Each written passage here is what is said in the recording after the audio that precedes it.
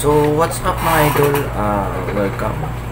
For today's video ay re-reaction na natin itong video manggagaling kay astrologer Ririnya and me. Okay, so bakit natin siya i-reaction mga idol? Kasi ito yung trending ngayon sa labas ng SOCMED, yung tungkol kay Alice Go. So, bago yan, siyempre nakikita nyo ang ginagawa ng ating mga senators ay iniimbestiga ang tungkol sa katauhan nitong si Chinese Alice Go. So, ngayon mga idol, panoorin natin itong hula. So, wala namang problema sa hula na ito ng mga astrologers, kundi para lang natin malaman kung ano magiging kapalaran ni Alice Go dito, kung makukumbinsi niya ba ang ating mga senador or siya ay palalayasin dito sa ating bansa. So, panoorin na natin mga idol ang video na ito. So, parang ano to, part 2 to ng ginawa kong reading sa previous reading na ginawa ko, which is I believe ang title ata nun kung si mayor ng Bamban na si Alice Go ay isa bang spy. O, kung hindi nyo pa napanood yung reading na yon, I suggest na check nyo po sa video list and then bago nyo panoorin to. Okay, kasi parang part 2 na kasi to eh. Pero yung question dito, this is actually, ay yun pala, nakalimutan ko sabihin na yung predictive techniques na gagawin ko for today ay isa siyang horary reading.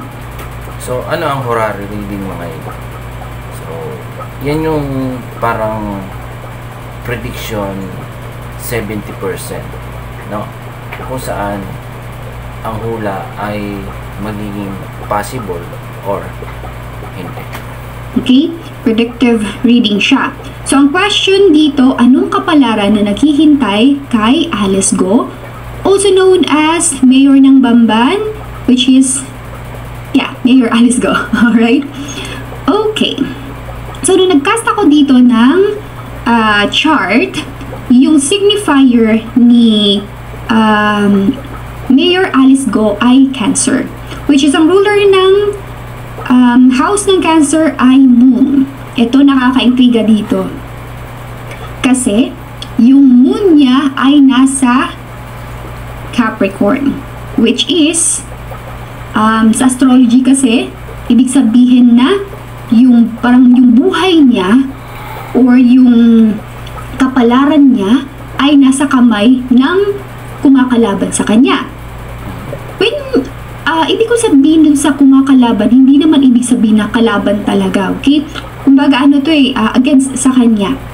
Hindi porket against sa kanya ay masamang tao. Kasi hindi naman masamang, I don't think masamang tao yung ano against sa kanya ngayon, which is yung gobyerno natin, dahil pinaglalaban lang naman natin yung karapatan natin, 'di ba? Na hindi talaga dapat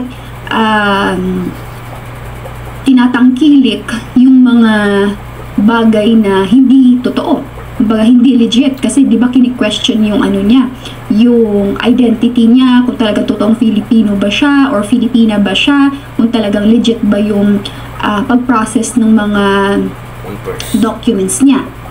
Okay? Now mamaya titingnan ko yung signifier din ng documents, which is si Mercury. Pero bago ako mag-jump doon, babalik muna ako dito sa moon sign or ruler ng house na signifier ni Alice Go, which is yung moon ay nasa Capricorn. Now, ang Capricorn dito ay signifier ng gobyerno natin.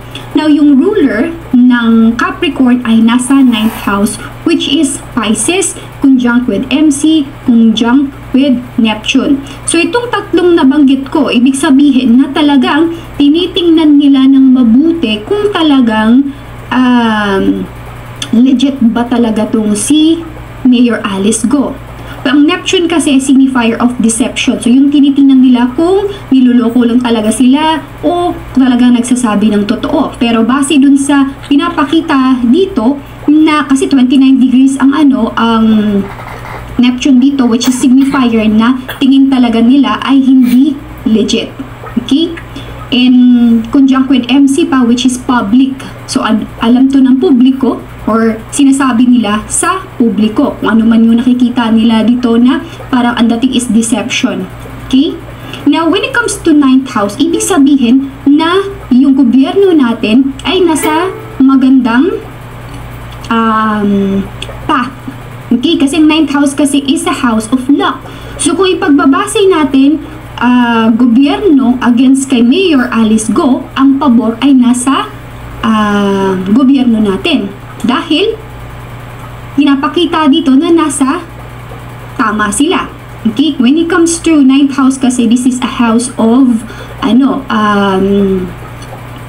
good luck or good opportunity. Okay?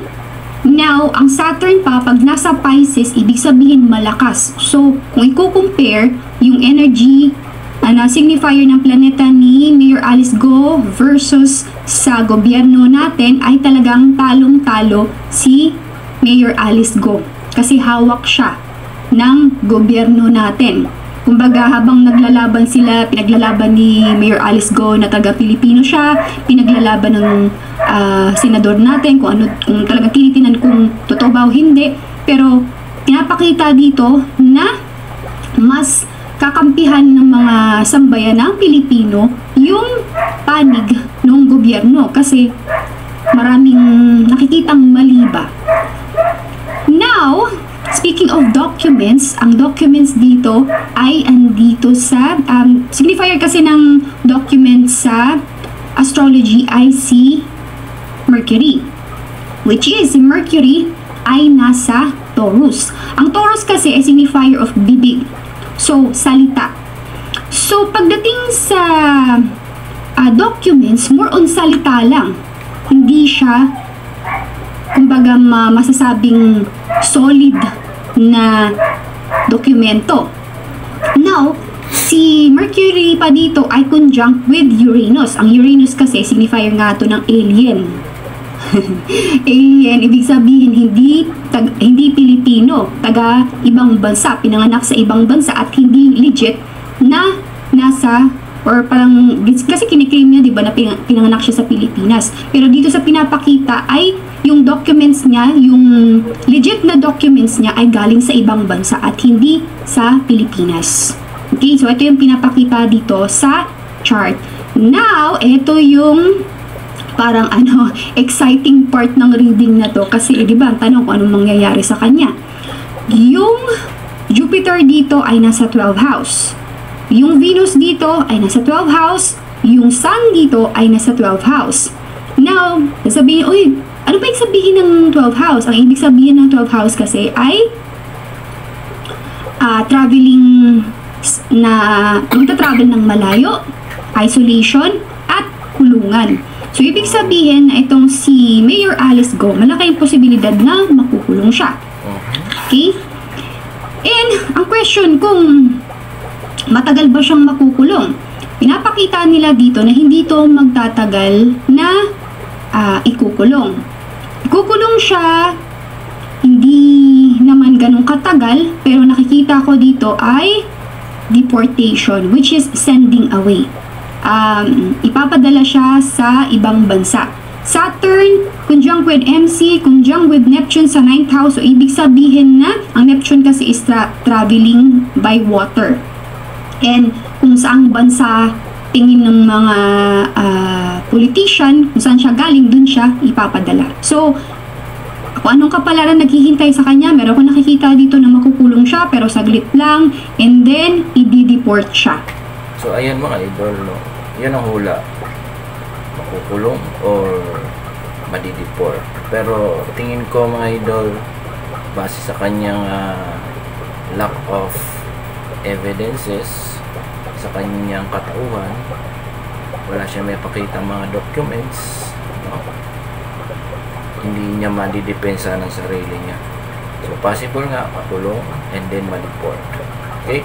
So, ang tanong, mga idol, paano ang kanyang mga ari-arian dito? Kasi parang napapansin ko, tumatagal mga idol, siya lang mag-isa sa laban na ito. No?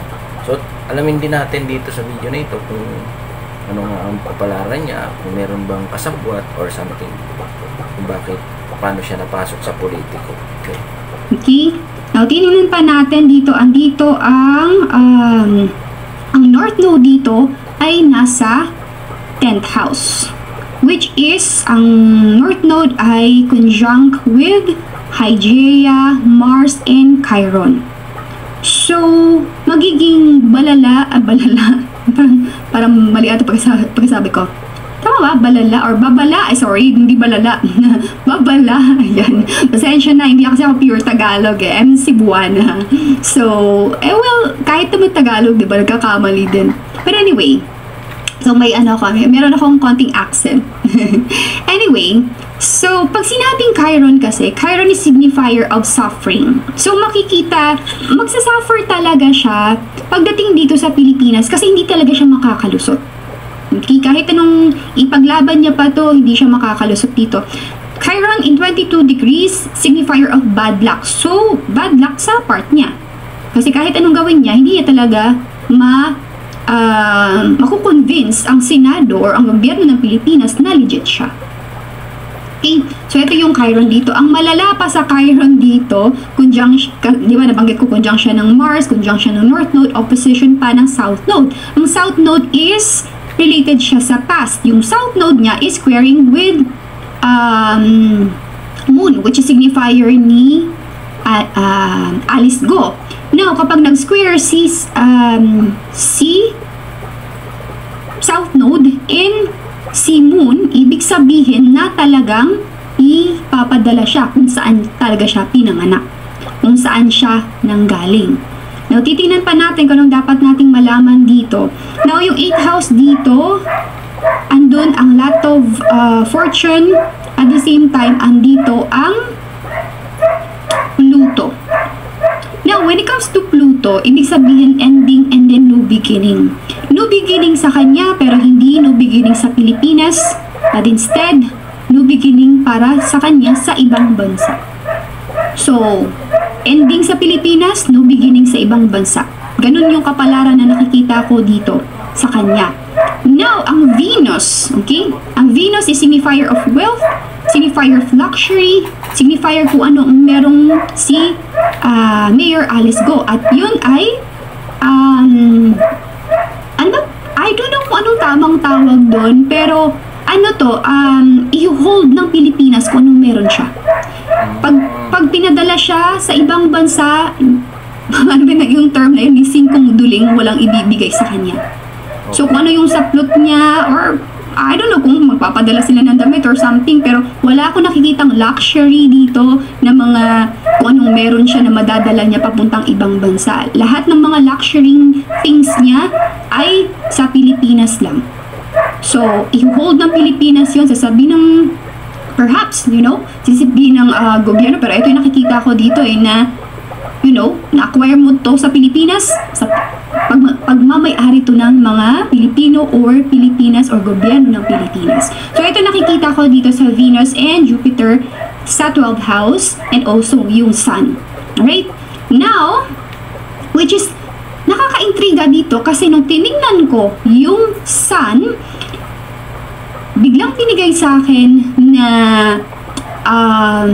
message ay merong isang politiko na konektado sa kanya na malalantad. Okay. So, meron. May kasamahan. Kasi doon sa investigasyon, parang sabi niyang wala. So, meron pala.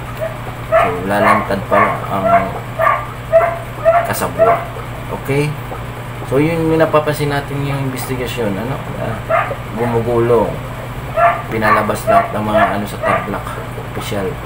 Tapos, mga idol, pansin ko, sabi dito, ni Ma'am Lorena and me, 11, ay, sabi niya ay wala ni isa na madadala niya papunta sa kanyang pupuntahan kung saan ba i-deport.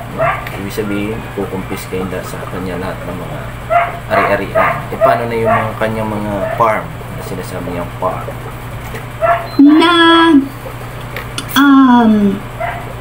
tumulong sa kanya. May bagong pumasok na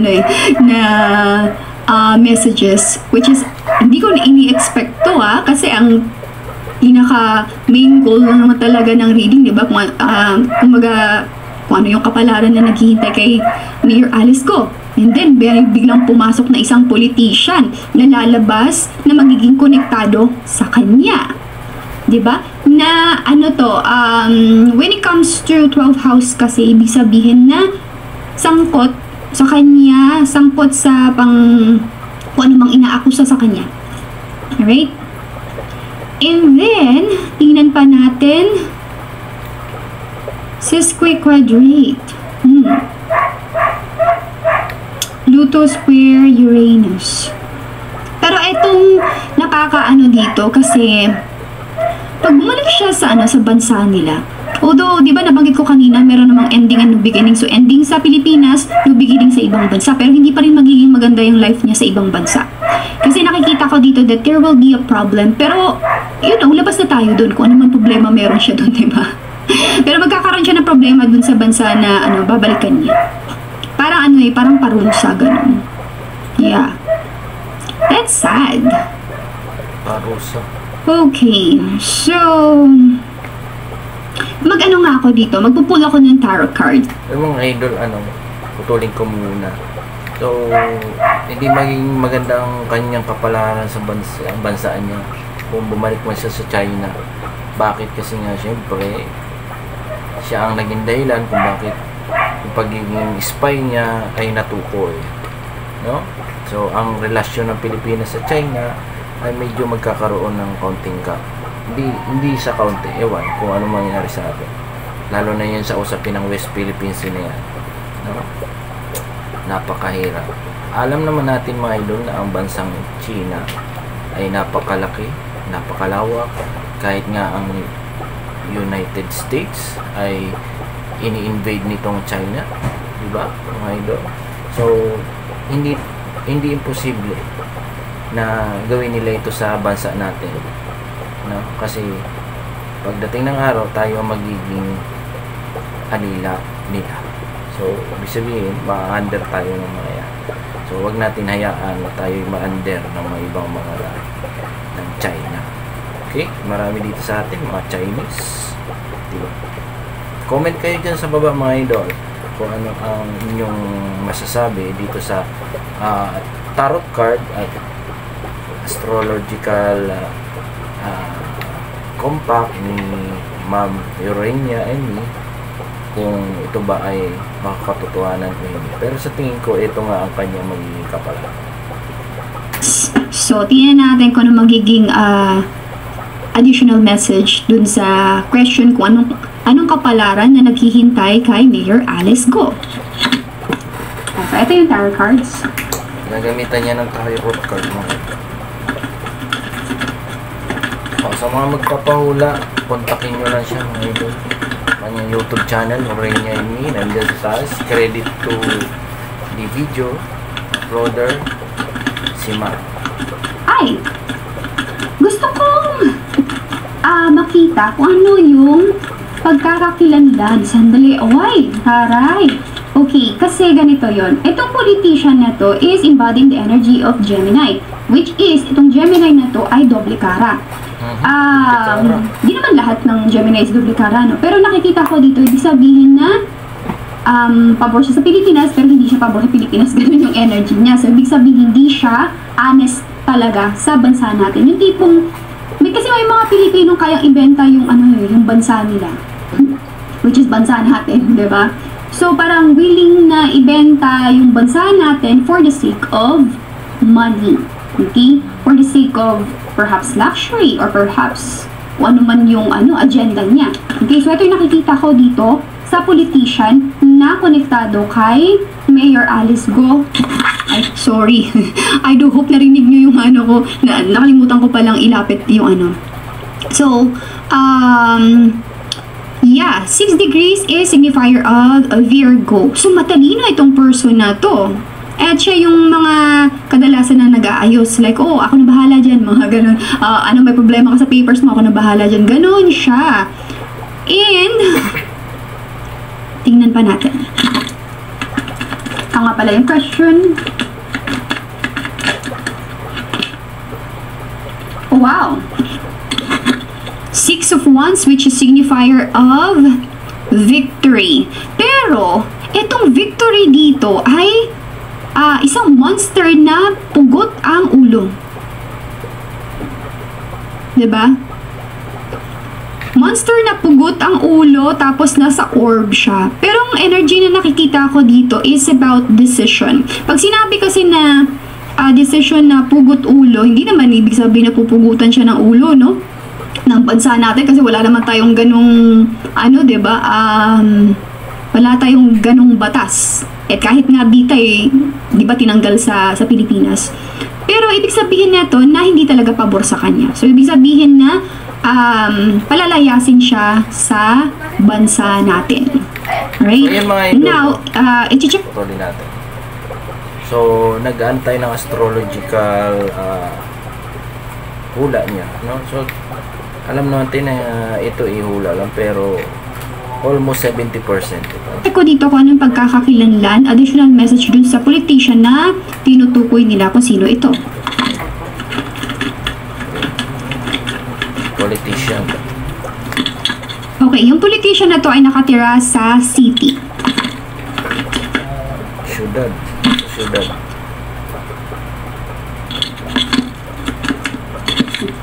City, capital city. Okay, yung capital city, hindi siya hindi siya capital ng Pilipinas. What I mean by capital city, ibig sabihin na taga-probinsya din itong politician na to, pero sa city siya nakatira. Kasi 'di ba merong mga province na for example, no, yung politician kasi merong iba na nakatira sila hindi sa city, sa province talaga na malayo sa sa syudad. Pero itong politician na tinutukoy nila ay sa city siya nakatira. Like, kunwari, bigla akong narinig na somewhere in Mindanao. May dito somewhere in Mindanao. I don't know kung saan sa Mindanao, pero narinig ko lang Mindanao.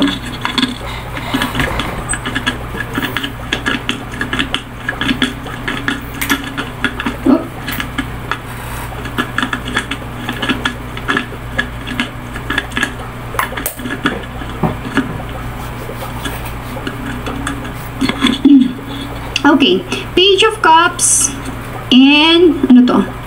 Wow, Death card ulit. So, itong person na to, itong politician na to, no, ay talagang toxic. Okay? When it comes to Death card kasi, signifier neto ay Scorpio and Pluto. So, ang negative side ng Pluto ay manipulation. So, taga-manipula siya ng mga bagay-bagay. So, yun nga yung nabanggit ko kanina na siya yung tumutulong or siya yung konektado kay Mayor Alice Go. Page of Cups, which is signifier of offer. So, parang ang dating itong mayor na to ay nag-offer sa kanya. Now, titingnan natin kung ano ang sun sign ng politician na to. Kasi when it comes to sun sign, kasi sa chart natin marami yung sun sign, moon sign, Venus sign, pero pinakaalam lang kasi talaga mostly sa ating mga Pilipino ay sun sign.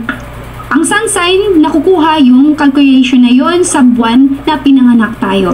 For example, sa akin, ka-birthday ko si Madonna August 16. So, I'm a Leo. Leo yung sun sign ko. Pero yung ascendant ko ay Scorpio. So, magkaiba po yun. Okay? Kasi marami kasing mga zodiac sign sa chart natin nung pinanganak tayo. Hindi lang po yung sun sign. Like for example, nung buwan na pinanganak ako. Okay, now titingnan natin kung anong sun sign ng politician na to na makukonect kay Mayor Alice Go.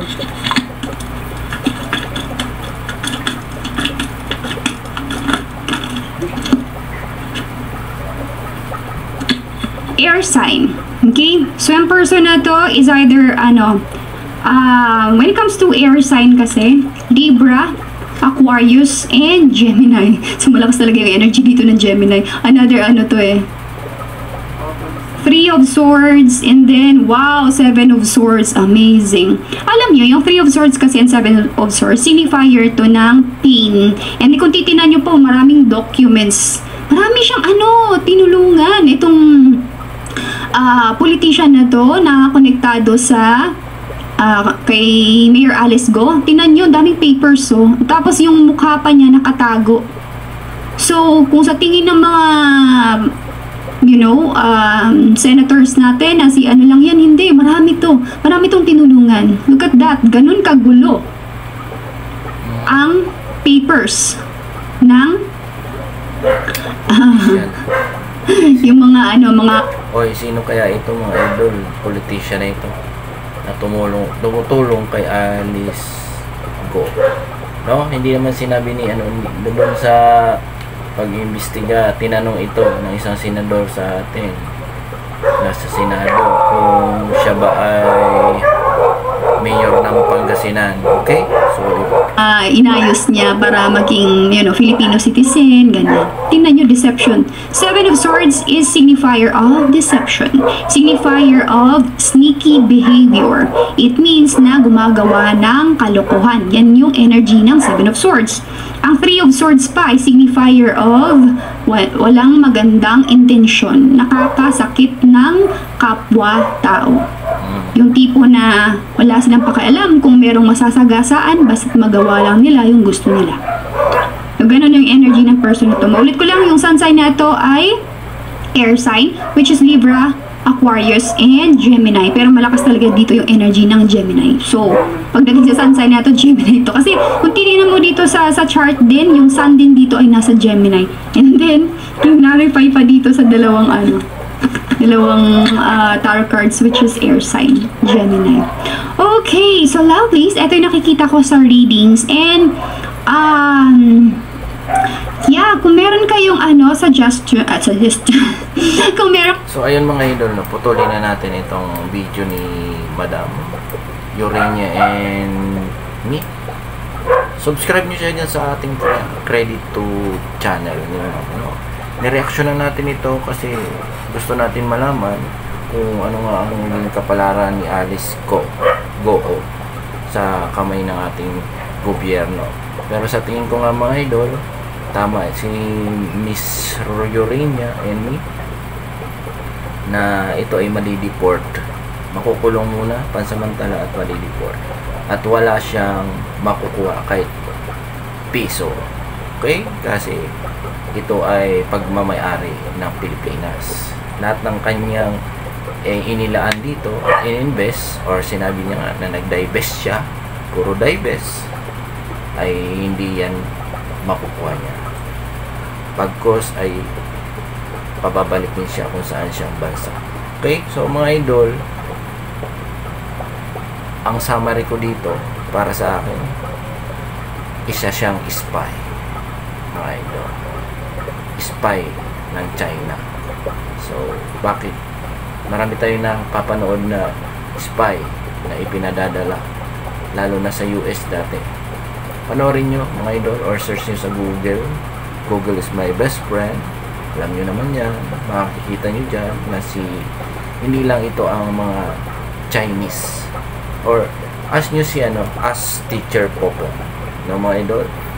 Nakikita nyo dyan sa YouTube channel si Ask Teacher Popo. Sinasabi niya na ito ay mga professional na tao na ipinadadala sa isang bansa para maging espiya. So yan lang mga idol ang ating video clarification. Ngayon, bukas i-upload natin ang video ng Senado kung saan ito na nga tinawag na yung mga opisyales na masasangkot sa kanya. Okay? So salamat sa inyo. God bless you all. Bye bye for now. God bless.